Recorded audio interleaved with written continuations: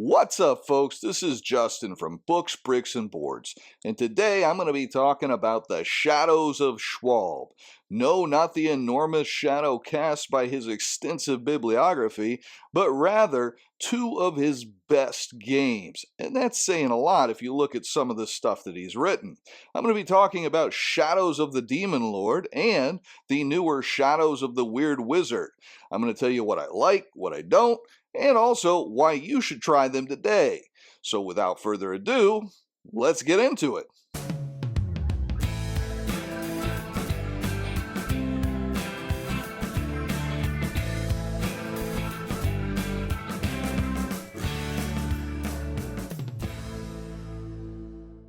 If you have been enjoying my content, please be sure to like, share, comment, and subscribe.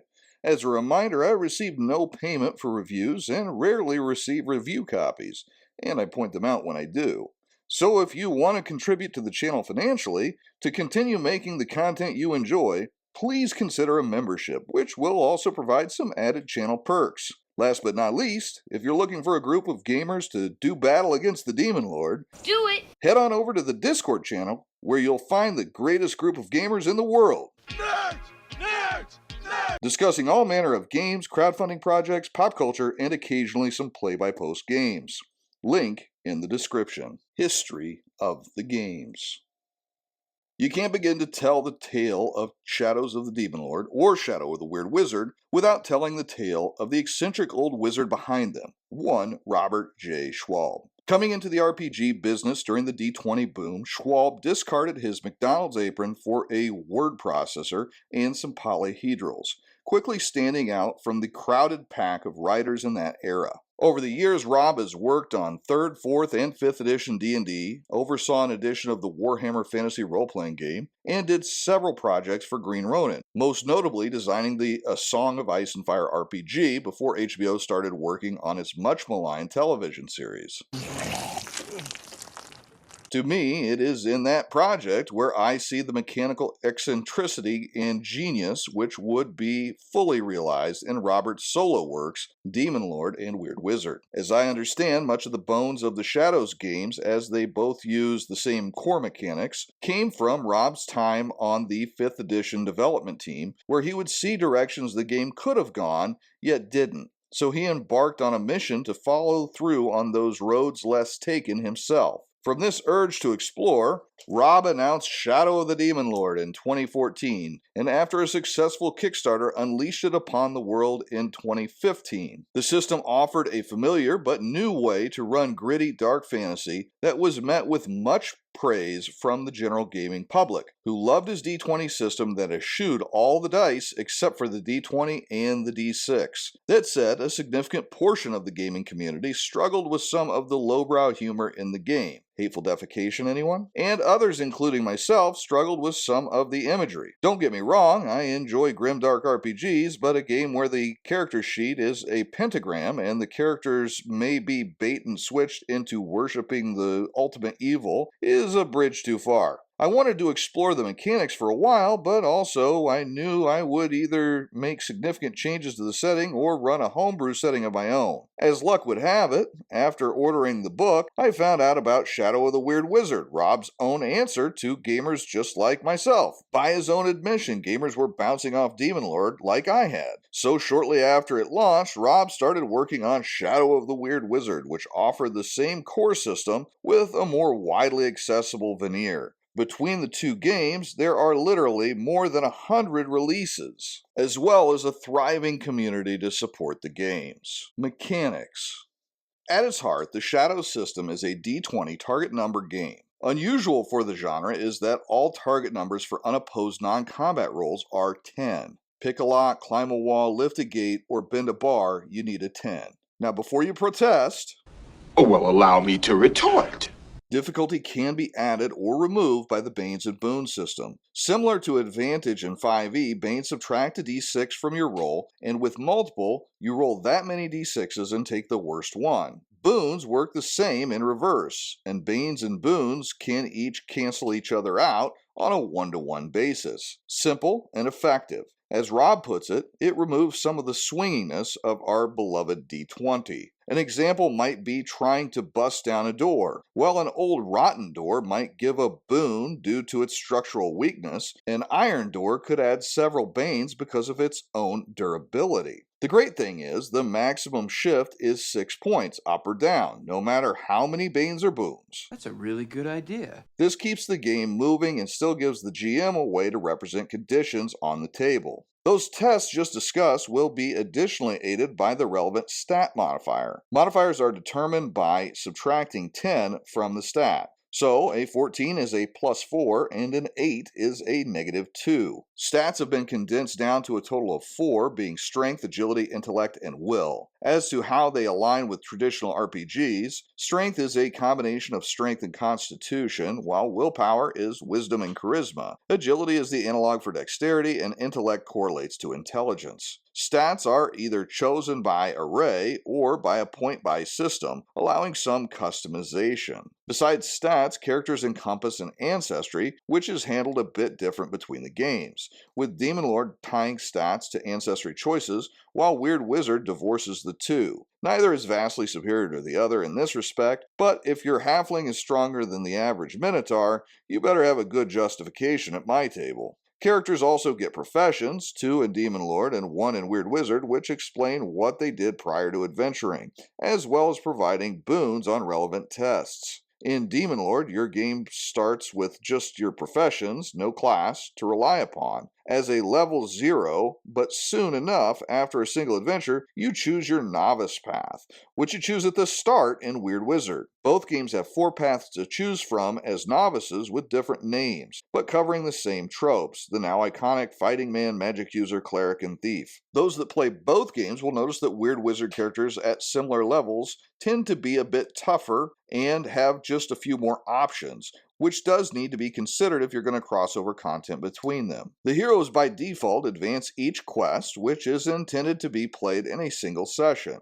With a level cap of 10 by default, this makes campaigns quick and action-packed. Also, because each quest takes place potentially months or years apart, explaining away an absence is easy. Where things get really interesting are the expert and master paths, each loosely related to the novice paths thematically, but completely untethered. Players can start a novice warrior and make their expert path related to magic, and then go back to a warrior for their master. There is no prerequisite, and better yet, the characters remain completely viable. Demon Lord has 4 novice paths, 8 expert paths, and 16 master paths just in the core book, which gives almost limitless combinations.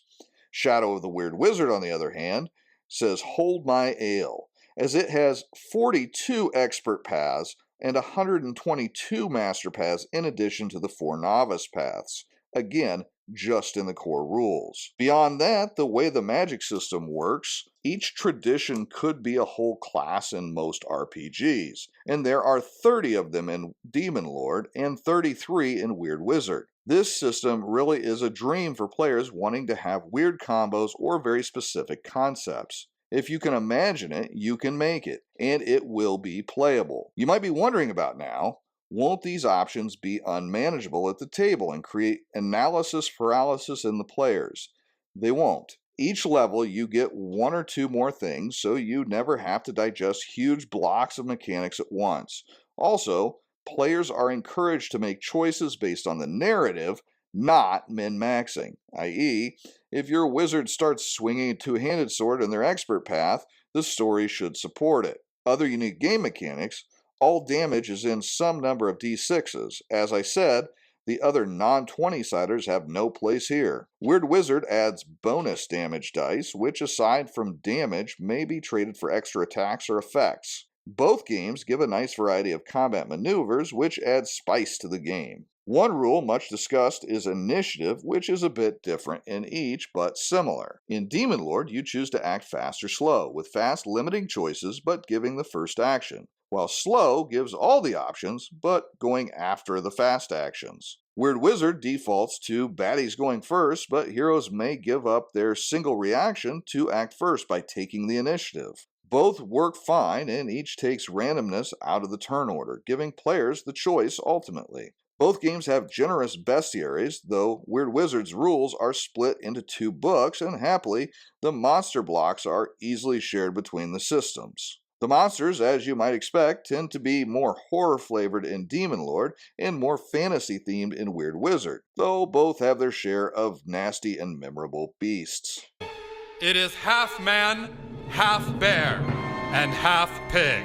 One thing I would be remiss to not mention are the great and inexpensive adventures, which usually range 5 to 10 pages and cost about $2 as a PDF. With each adventure covering a full level over a session, you can have a full campaign for around $20 and about 75 pages. Brilliant! I have printed 16 different adventures for an entire campaign of Weird Wizard and half a campaign of Demon Lord in this single binder. If you want to see me play some of these solo, let me know in the comments. This is the type of edition that keeps a game alive a long time. Key differences.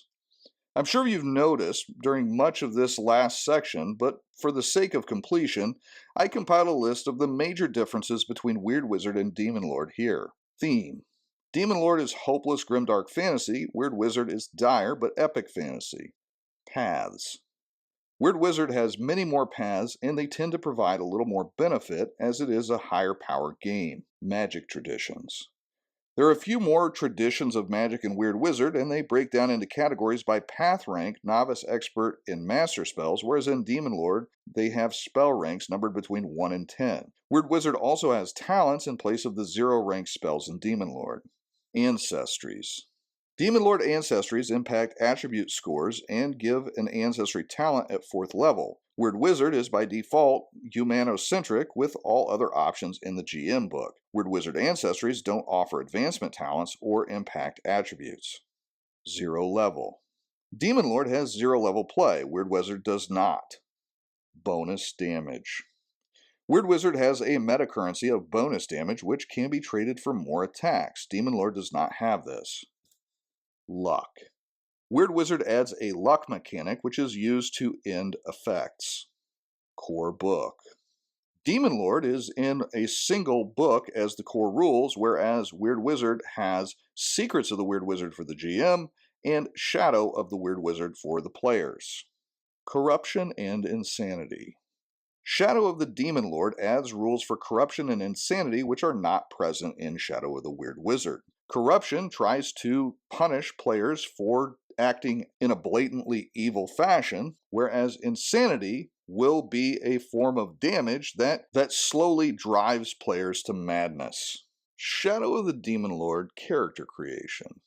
By request, we're going to do character creation for not one, but both of these games. And so I thought I would start with my favorite ancestry for this first one, being a dwarf. Painted up this guy last night. I think he looks pretty good. So, we have character creation process in the Shadow of the Demon Lord book, and we need to choose an ancestry first. And we're going to choose dwarf.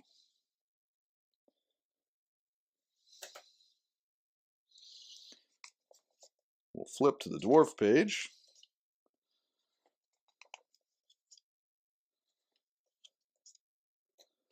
And it tells us that our starting attributes are 10 strength, 9 agility, 10 intellect, and 10 will.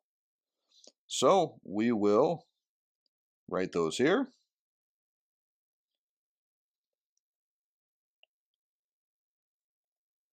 We can also lower one score to raise another. And I think I'm going to lower my intellect to raise my strength, giving me effectively a +1 modifier for my strength and a -1 to both my agility and my intellect for now. Then it gives us some of our derived stats. For dwarves, our perception equals our intellect score +1. So that's going to be a 10. And our defense equals our agility score, which is a 9. Health is our strength score +4. So That's going to be a 15. Healing rate is 1/4 of our health rounded down.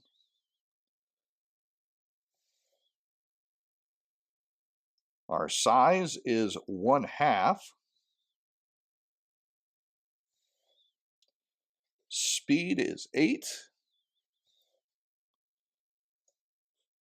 Insanity, corruption, and power are all going to be 0.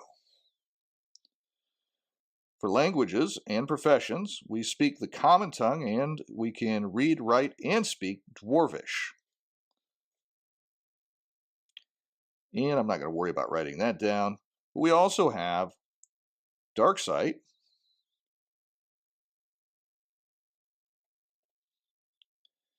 hated creatures,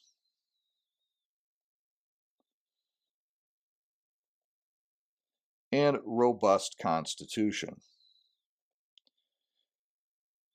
Dark sight does what you would expect it to. Hated creatures lets you have a boon on attack rolls against creatures that you hate. And robust constitution gives you a boon on poison saves, and you take half damage from poison. For dwarves, you get to choose a creature that you hate, or you can make a random roll. I think we want to make a random roll. 19. My dwarf hates demons. And as I get that, I kind of think, well, maybe there's a reason. Maybe that's why he's adventuring. Maybe his family was killed by demons. So it gives us some narrative quality to work with too. There are also random tables for age, build, appearance, background, personality. And if I was going to be playing this character in an actual campaign, I would probably roll all of these because it gives you a really interesting take on their backstory. Another thing with ancestries, at 4th level, they get an ancestry-related talent. But that's enough of the ancestry talk. Let's move along to professions. So, in Shadow of the Demon Lord, we get 2 professions.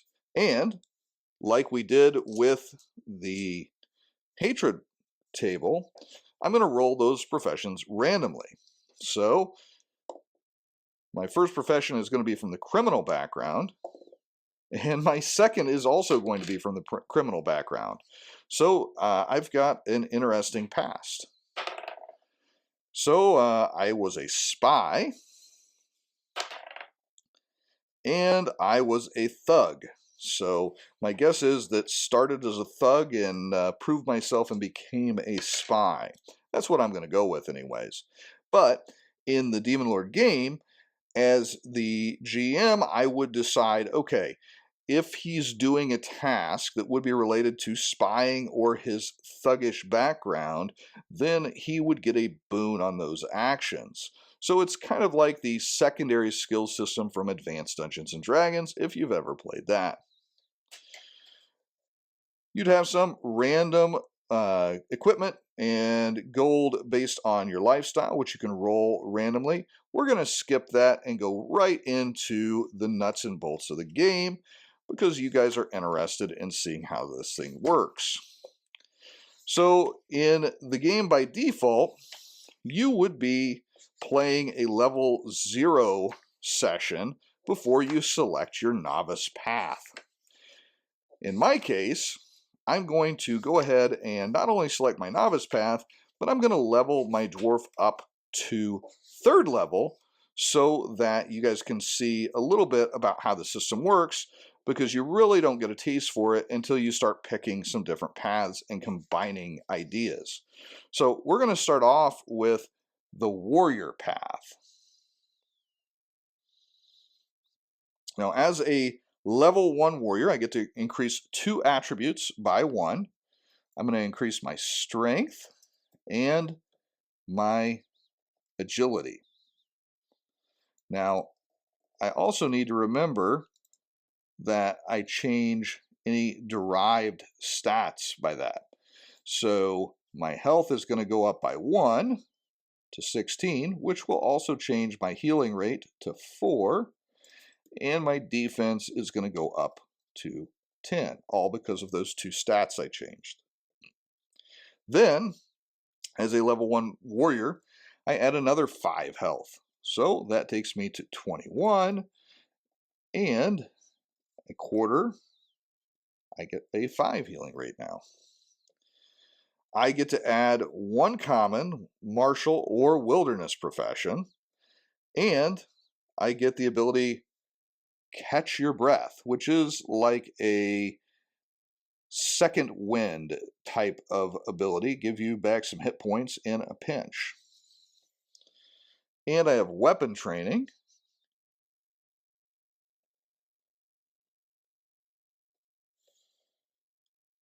which when attacking with a weapon, I get to make an attack roll with a boon. That's all the time. So as opposed to most games where you would have a base attack bonus, you don't get that in Demon Lord, but they're generous with the number of boons you might pick up over time. And you're going to be increasing your stats over time as well to increase your modifier there. So I've chosen to be a warrior. I'm level 1. Now I'm going to level up to level 2 as a warrior. For that, I get to add another 5 hit points, bringing me to 26, bringing my healing rate to 6, and I get combat prowess,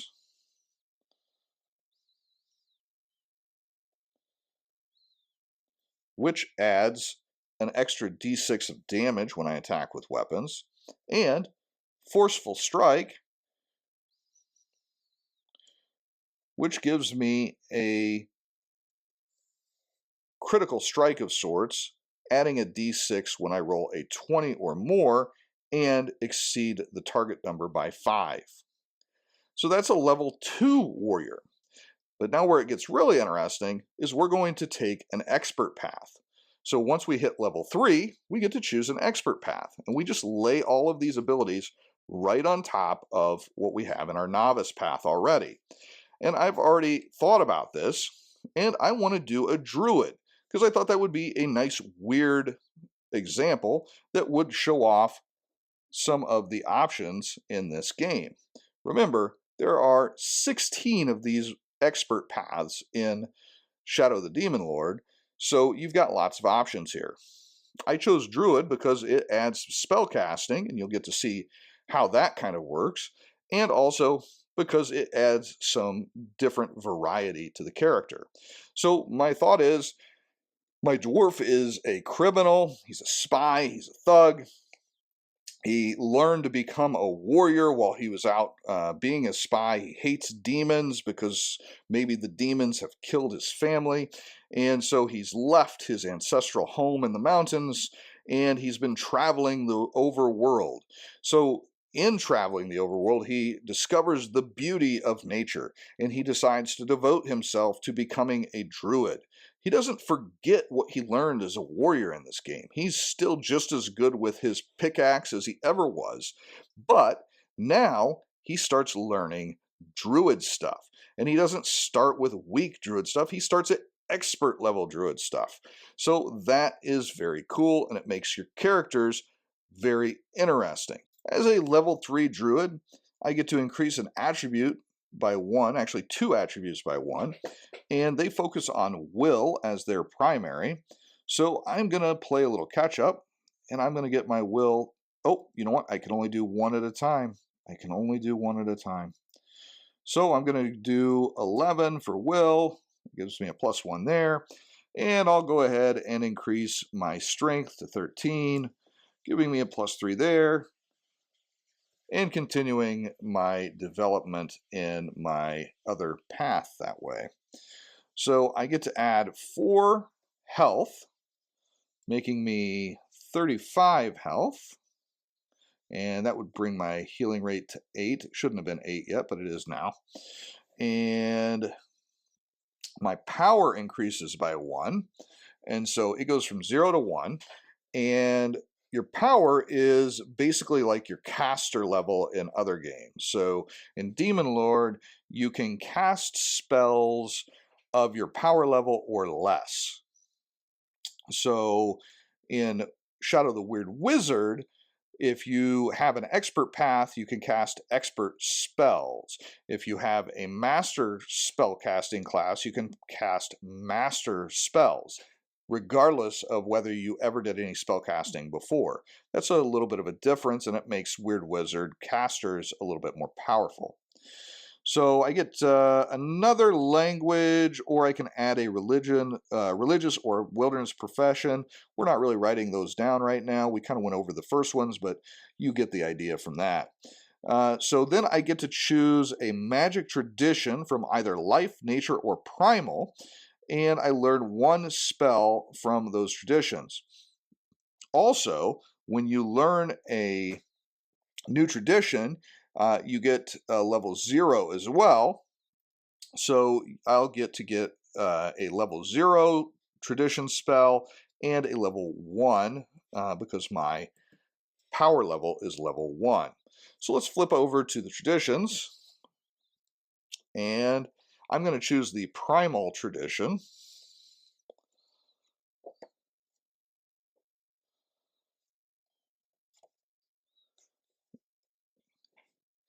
And primal is over here. I'm not sure if you can see that on the camera, but I'm going to choose Beast Within as my level 0. And Beast Within lasts a minute. My eyes glow, fur covers my body, my nails lengthen into claws, and my teeth become fangs. For the duration, I gain Dark Sight, which I already have, and a +2 bonus to speed. And my attacks with unarmed strikes and natural weapons deal 1d6 damage extra. So basically that will give me a way in a pinch to still be combative if I lose my pickaxe for some reason, and it gives me a little more speed to work with because dwarves are a little bit slow by default. Then I'm going to choose a level 1, and from my level 1s, I have the choice of either Call Small Animal, Beast Tongue, or Befriend Animal. So I'm going to choose Befriend Animal because that could come in handy, and more important, it kind of goes with my story I'm going with this character. So that is a level 3 character in Demon Lord. Now, let's flip over to Weird Wizard and try something else. All right, for Shadow of the Weird Wizard, we're going to try something a little more weird. And for that, I decided to go with a centaur, because my friend Eric had painted this excellent centaur model, and I want an excuse to use him. So we are going to choose a centaur for ancestry, as that is going to be our first choice again in this system.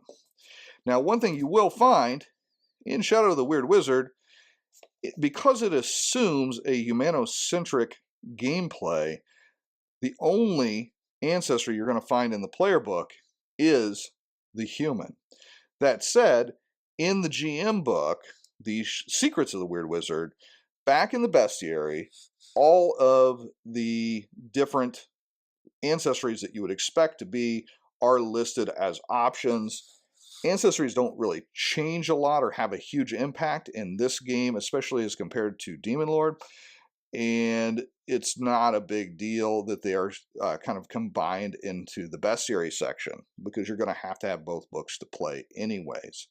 But if you wanted, you can also get a print-on-demand Weird Ancestries, which does a little bit of fleshing out of all of the ancestries from the Shadow of the Weird Wizard book, and also it adds a few new ones.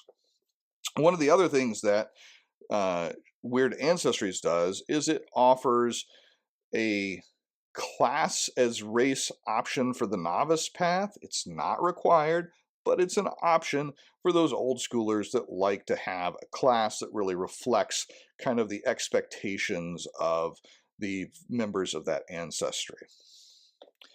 So we chose a centaur, and as such, I get a +4 health size 2, speed 6. So I'm going to write that down here to add later. And size of 2 and speed of 6. So speed is a little bit different in Weird Wizard than Demon Lord. You wouldn't expect a centaur to be slower than a dwarf, but the whole scale is just different. So then we've got a bonus language of centaur in addition to common. And I get the ability to gallop, which makes my speed 4 times when I run, and natural weapon of hooves, which do 2d6 damage. So let's go ahead and do gallop and hooves.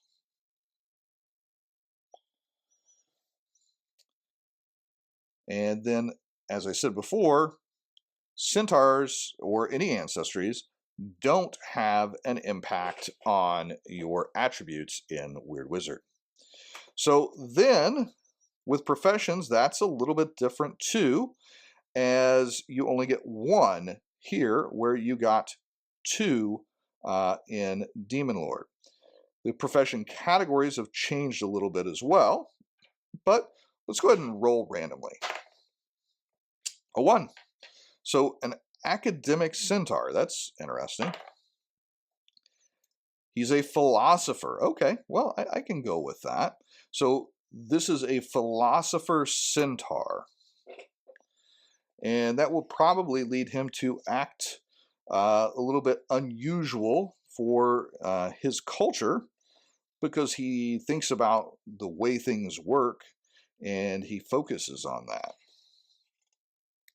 So we have a number of tables that you can use to come up with ideas for your personality and your background and your level of religious faith and all sorts of other things. We're not going to do that here, but just know that they're there. You also have a nice set of names. These are human names, but you could use them for other ancestries. And also in the Weird Ancestries book, there are some suggestions for names of different ancestries there too. So with Weird Wizard, you do not start at level 0, you start at level 1, and you pick a novice path. Now, whereas the fighting man equivalent in Shadows of the Demon Lord was warrior, in Weird Wizard, it is fighter. There are paths of fighter, mage, priest, and rogue in Weird Wizard. And I think we're going to choose rogue as our starting path. And I think that that goes well with somebody that would be a traveling philosopher. And then we get, I don't know if you can see it here, there is an array where we can roll or choose our starting stats. There's also an option for customizing and basically a point buy system, but let's go ahead and roll. And under the rogue, I get a 1, which is a 9 strength, a 12 agility, a 12 intellect, and a 10 will. Again, the mods are going to be the skill or the attribute minus 10. So by default, right now, I have a +2 on intellect checks, a +2 on agility, and a -1 on strength. You'll notice starting stats are a little bit higher in Weird Wizard. My natural defense in Weird Wizard as a rogue is 11, but I'm getting a +2 rather for my agility. So I've got a 13 defense. My starting health is based solely on my class. It's a 14, but then I have a bonus from my centaur background.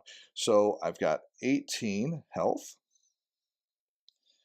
And I get at first level, cunning dodge, which makes dodging more beneficial to me. So I add an extra boon to my agility rolls if I'm trying to dodge. And I also add a bane to folks that are trying to hit my defense or my agility. Trickery is another ability. And so when I use this talent to attack, I get a boon. Sorry.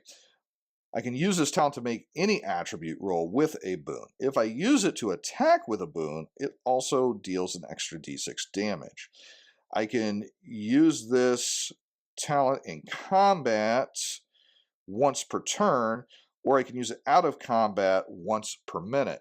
So this kind of makes rogues a jack of all trades because there is no regular skill system. Like I said, you get boons based on your professions, but then otherwise you're just rolling a d20 against a target number of 10, and you're getting a certain number of boons. Trickery is always going to add one to those as long as I haven't used it in the last minute. So they can do all of your lock picking and all that good stuff. So we're going to level him up to 2 so that I can take him to level 3 and choose an expert path. So level 2, he adds another 4 hit points. So we're going to call that 22. And I get to choose one rogue technique. And I can choose Backstab, Beloved of the Gods, Fighting Style, Magic Use, Mockery, or Skirmisher. I'm going to choose Skirmisher because it leverages my mobility, which I'm already pretty good at because I got 4 legs. I'm also going to choose Swift Recovery. Not choose, I get Swift Recovery automatically as a second level rogue, which allows me to use a reaction to heal up some damage and move at the same time while avoiding attacks of opportunity. So now I am going to flip over to the expert paths, flipping past all of the spells, and there are a lot.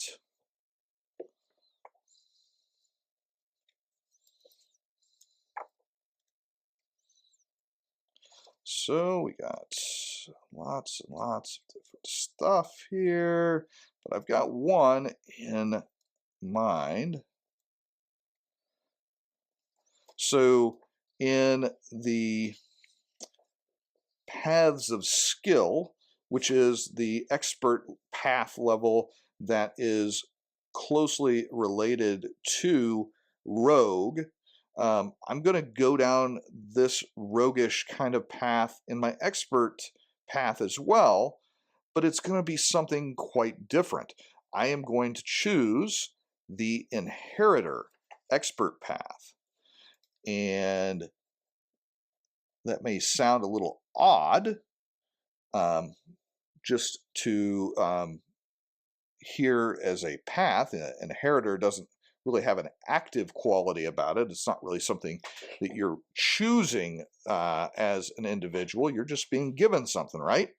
Well, it could be that. It could be that you have an ancestral weapon that you've been given, or that you found a weapon on your travels, or were given a weapon, or whatever the case may be. But the inheritor gets 2 attribute increases. I'm going to give 1 in strength because I don't want that -1 penalty. And then I'm going to give 1 in agility.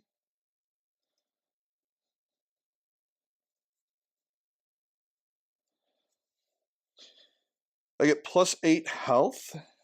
So I've got 30 health. One thing that should be noted, health in Weird Wizard is a different stat than, it's not what you take your damage off of traditionally. So damage is counted up. And when you get a damage total equal to your health, you're incapacitated. The reason this matters is that Health itself can be reduced too. That's like more permanent damage. So if you're taking health damage, it's a serious deal and it recovers very slowly. Back to the game though. I get a bonus damage of plus 1d6. So let's go ahead and write that here. Now that bonus damage can be added once a round to any attack that I'm doing. And like I said, it's also a meta currency. I can trade 2 bonus damage dice to do an extra attack as well. So I get Relic Weapon as a talent. And this is really cool. This is where it all comes together. So this is kind of a scythe looking thing, but it's short. I'm going to call this a short sword. And so with my Relic Weapon, you acquire a relic weapon, which can be any melee weapon. The weapon is magical and immune to damage. The weapon grants 1 boon on your rolls to attack with it, and its damage increases by 1d6 or 2d6 at level 9. Finally, while you are wielding the weapon and are not unconscious, the weapon imposes a 1 bane on all attack rolls against you. So I became harder to hit. I get another boon to hit, so that's 2 because I get 1 for my trickery and 1 for this relic weapon. I'm getting another bonus damage die, so that's 1 here, plus the damage of the short sword, plus the damage bonus of trickery. So I'm starting to do some serious damage with this thing, and enemies are going to take a bane against me when they attack me. So this is starting to really come together, and it makes sense as this philosopher centaur, maybe on his travels, he talked to an ancient order of monks, and they gave him this ancestral weapon which once belonged to his family, and now he's trying to find the history of his family, his tribe, in this weapon. So he also gets another ability as a level 3 inheritor called Call Relic Weapon.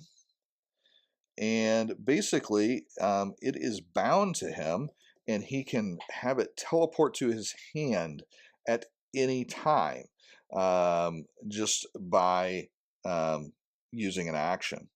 So that is a level 3 Centaur Rogue Inheritor in Shadow of the Weird Wizard. Now, the good and the bad. First, the good. Number 1, great character customizability.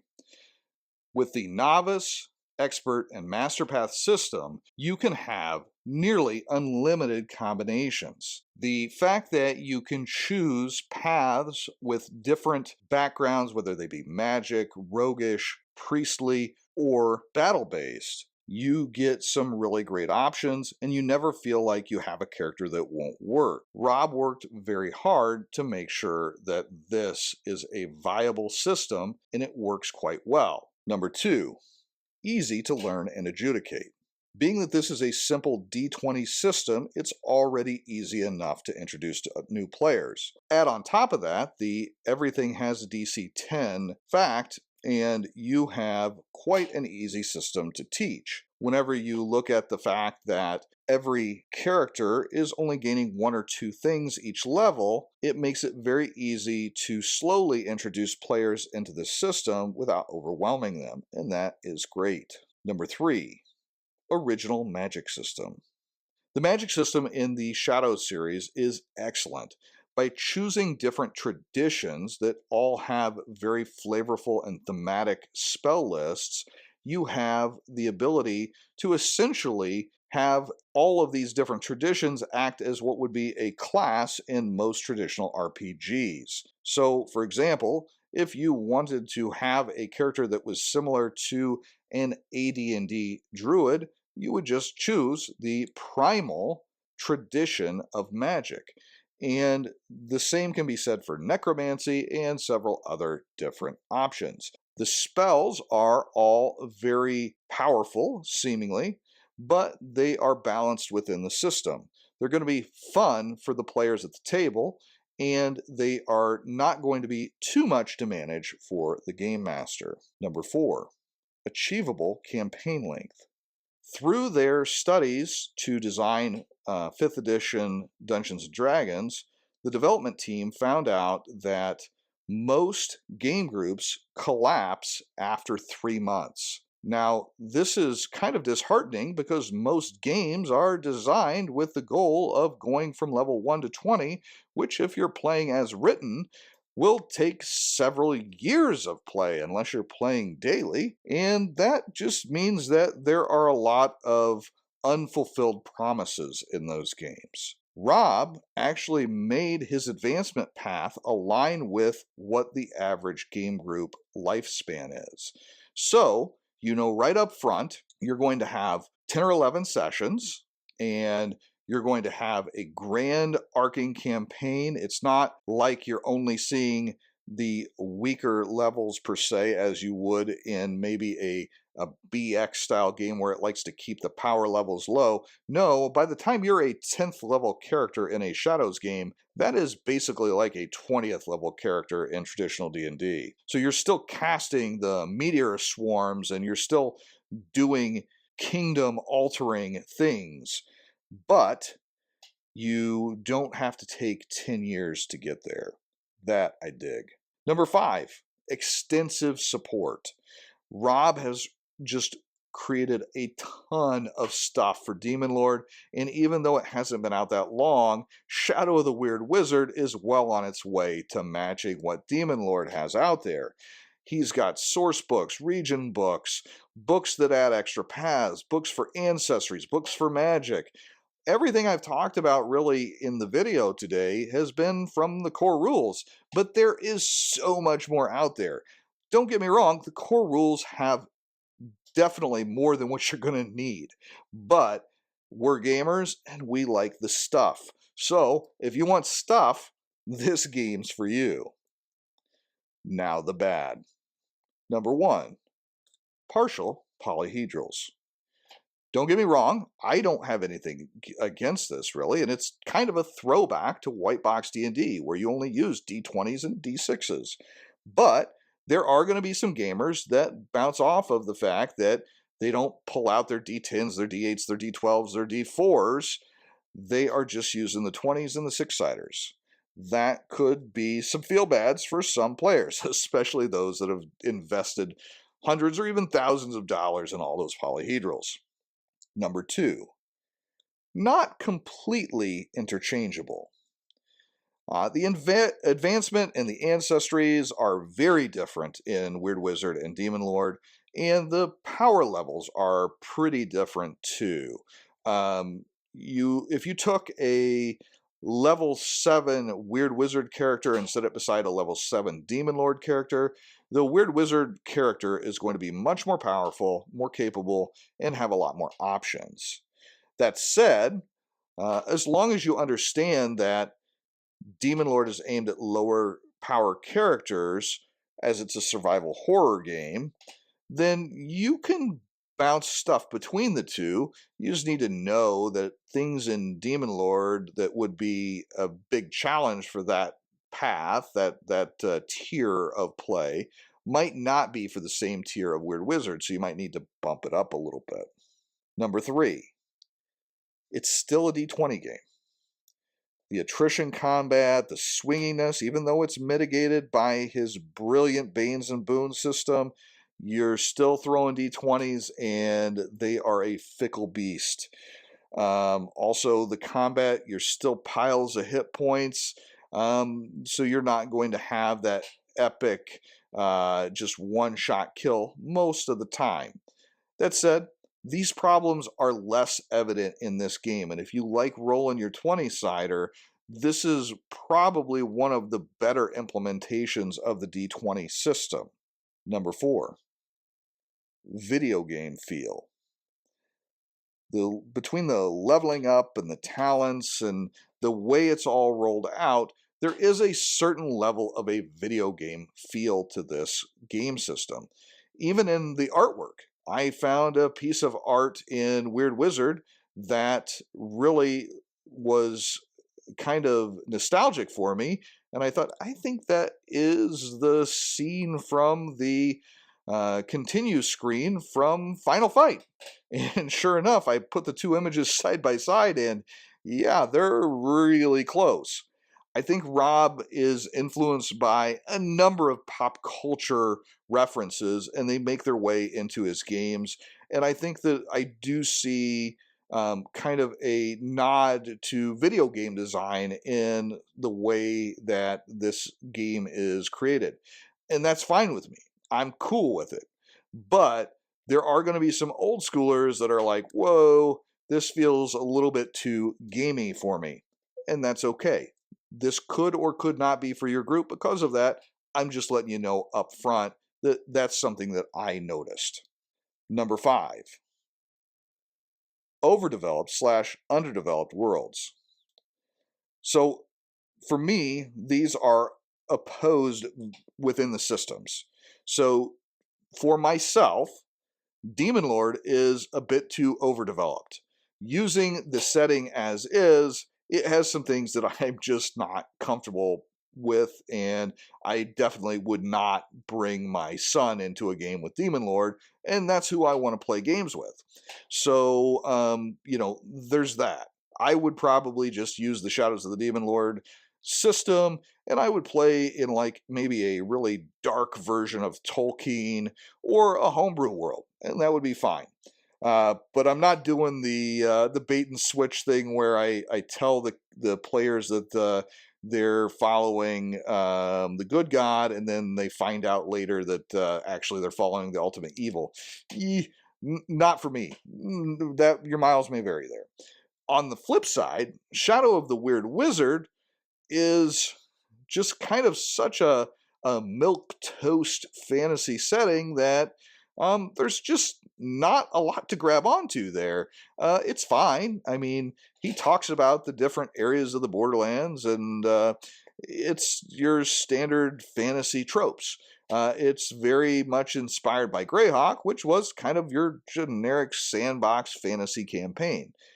Again, it's fine.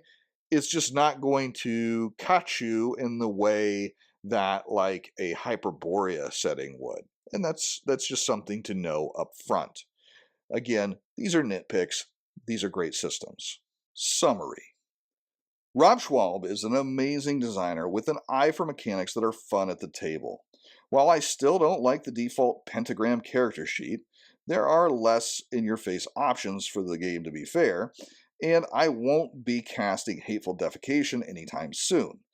I am still really glad that I bought Demon Lord and could really see myself using it in that darker Tolkien game that I was talking about, or a complete homebrew setting.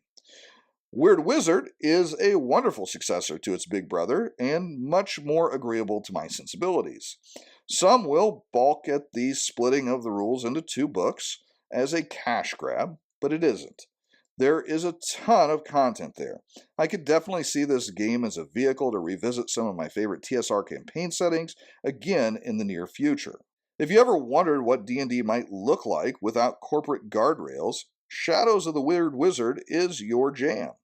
If you ever wanted to cast a spell that causes your enemy to soil themselves to death, well, then Demon Lord is probably the only choice you're going to find. Either way, you can't go wrong with either of these games. Legendary D20 members. Look at these absolute legends. Keith Simone, Dengar the Mighty, Joke, Blue Rose Lion, Mike the Hammer, and Chris Dre. Special thanks to Steve Grodzicki, Acine Dean, and I Am Not Tim.